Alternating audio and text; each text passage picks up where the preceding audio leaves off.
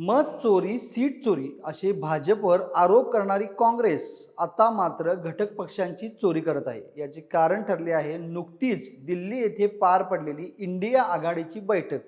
या बैठकीच्या अनुषंगाने काँग्रेसने एक अनोखा प्रस्ताव सादर केला आहे.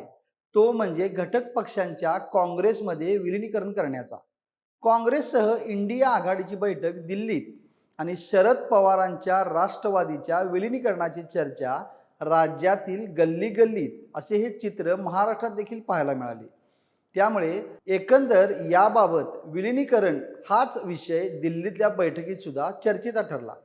अजितदादांच्या निधनानंतर पहिली विलीनीकरणाची चर्चा सुरू झाली होती ती दोन्ही राष्ट्रवादीची. दोन्ही राष्ट्रवादी एकत्र येणार याची चर्चा विरते न विरते तोच आता शरद पवारांचा पक्ष काँग्रेसमध्ये विलीन होणार याबाबत खलबत सुरू आहेत. याबाबत सविस्तर जाणून घेऊया आजच्या या व्हिडिओमधून. नमस्कार, मी अभिनंदन परुळेकर आणि कॅमेऱ्यावर आहे संदेश घुले. काँग्रेसमधून बाहेर पडलेल्या घटक पक्षांनी पुन्हा काँग्रेसमध्ये विलीन व्हावे अशी भूमिका उबाटाचे खासदार संजय राऊत यांनी इंडिया आघाडीच्या बैठकीच्या निमित्ताने काही दिवसापूर्वी मांडली होती. तर काँग्रेसचे रशीद आल्वी यांनी याही पुढे जाऊन देशातील सर्वच लहान पक्षांनी काँग्रेसमध्ये विलीन व्हावे असे मत व्यक्त केले होते. यावर जोरदार चर्चा सुरू असतानाच आता काँग्रेसचे महाराष्ट्र राज्यातील नेते नाना पटोले यांनी नवीनच खुलासा केला आहे. शरद पवारांकडून राष्ट्रवादीच्या विलीनीकरणाचा प्रस्ताव आधीच देण्यात आला होता, पण काही कारणास्तव त्याला विलंब झाला असे नाना पटोले यांचे म्हणणे आहे. एवढे सांगून नाना पटोले दिल्ली वारीसाठी रवाना झाले. आता काँग्रेसमध्ये दिल्ली वारीचे महत्त्व वेगळेच आहे, कारण जे काही निर्णय असतात मग ते राज्य पातळीवर असो किंवा देश पातळीवर ते काँग्रेस अंतर्गत दिल्लीवरूनच ठरवले जातात. त्याची अंमलबजावणी करण्याचे काम राज्यातील नेतृत्वांकडे असते.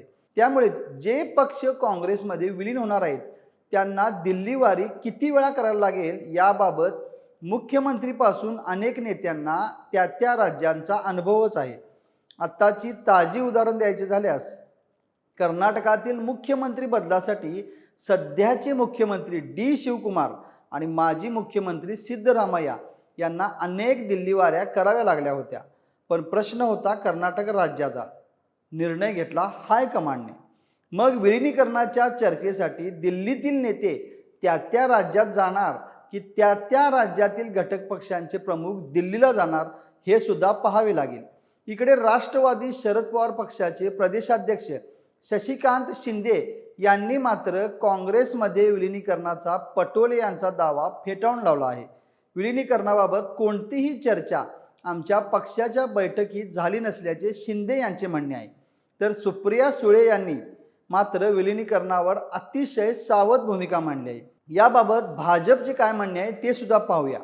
मुख्यमंत्री देवेंद्र फडणवीस म्हणतात की बुडत्या जहाजात कोण पाय ठेवणार नाही आणि कुणी पाय ठेवलाच तर त्याचा आम्हाला फायदाच आहे, नुकसान नाही. फक्त आमची वेट आणि वॉचची भूमिका आहे. त्याचबरोबर महसूल मंत्री चंद्रशेखर बावनकुळे म्हणतात ज्या पक्षात एकाधिकारशाही घराणेशाही चालते, जिथे सार्वजनिक स्वरूपात कोणताही निर्णय होत नाही, अशा पक्षात फार कोणी जाणार नाही. हे मत झाले भाजपचे. त्यामुळं इतर पक्षांचे सुद्धा तेच मत असणार याबाबत शंका नाही. घटक पक्षांची सत्ता गेली म्हणजे त्या पक्षांनी काँग्रेसमध्ये विलीन व्हावं हा कोणता अजब फॉर्म्युला शोधून काढला आहे ते पाहणे देखील उत्सुकतेचे ठरेल. हाच काँग्रेस पक्ष आणि उबाटाचे संजय राऊत सातत्याने भाजपवर आरोप करत असतात की भाजपने लहान पक्षांना संपवले. पण आता मात्र तृणमूल काँग्रेस, राष्ट्रवादी शरद पवार पक्ष यासारख्या पक्षांना विलीन व्हा असे सांगून त्यांचं अस्तित्वच नाकारण्याचा प्रकार काँग्रेस करत आहे. समजा शरद पवारांनी आणि ममता बॅनर्जी यांनी त्यांचे पक्ष काँग्रेसमध्ये विलीन केलेच, तर ज्येष्ठत्वानुसार शरद पवार आणि ममता बॅनर्जी यांना काँग्रेस पक्षात कोणते स्थान असणार आणि त्याच वेळी राहुल गांधी, प्रियांका गांधी आणि सोनिया गांधी यांना कोणते स्थान असणार याबाबत भूमिका काँग्रेस आत्ता सांगू शकते का? कारण आजपर्यंतचा काँग्रेसचा इतिहास पाहता एका विशिष्ट घराण्यावर चाललेला पक्ष असे म्हटले तर चुकीचे ठरणार नाही. आत्ताचे काँग्रेसचे अध्यक्ष मल्लिकार्जुन खरगे यांना सुद्धा निर्णय घेताना मात्र गांधी घराण्यालाच विचारून निर्णय घ्यावे लागत असणार, हे सांगायलाच नको.